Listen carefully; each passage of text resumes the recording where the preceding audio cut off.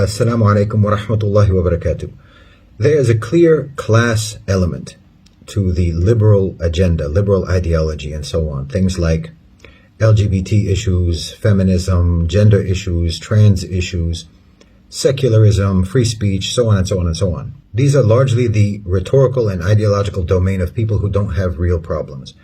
They've even been called first world problems because poor and working people have real and more pressing issues to deal with in their daily lives.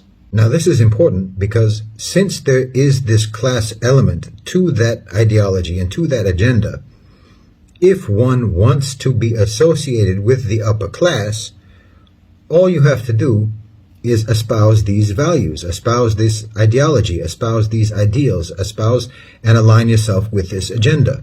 This can actually provide you some degree of upward social mobility.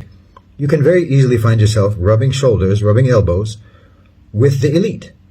People who fund NGOs, people who fund and hold and organize liberal events and so on, who support liberal causes. It's a pretty quick and easy way to associate yourself with and ingratiate yourself to the upper class. Now, in the Muslim world and in the global south generally, obviously this mirrors the experience of colonization, particularly since we're talking about ideologies that were largely born in, flourish in, and are prioritized by the West.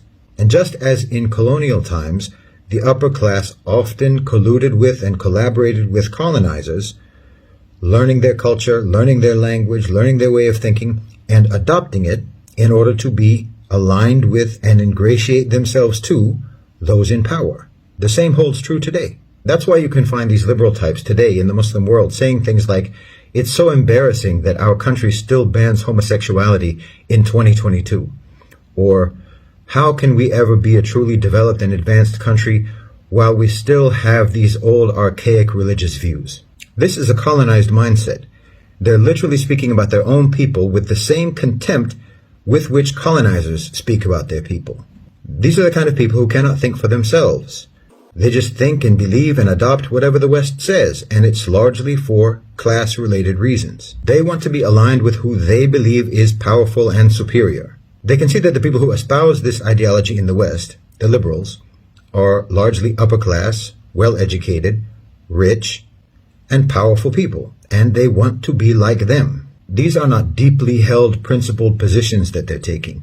They are ambitious, thoughtless positions being taken by intellectually stunted people.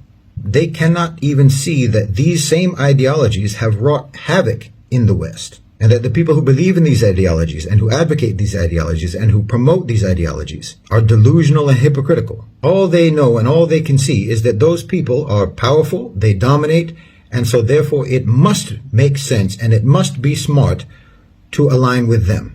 It's incredibly ironic that in the global south and in the Muslim world you find that these people think of themselves as the most intellectual, the most intelligent, the most sophisticated people in the society, when in fact, in reality, they are the most unthinking, unreasoning, and sycophantic people that there are.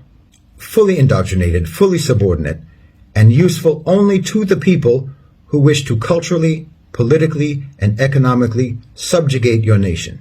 The people they want to be like, the people they want to be accepted by, do not respect them and never will, just as the colonizers never respected the collaborators. The highest opinion that they have of you is that you know your place and that you take dictation with proper subservience.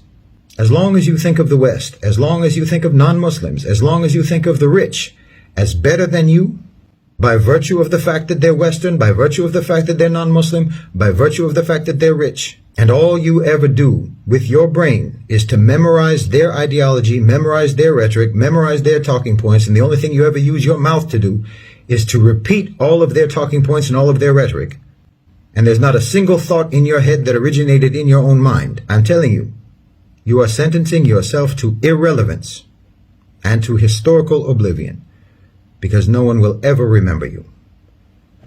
Jazakumullahu khairan wa assalamu alaikum.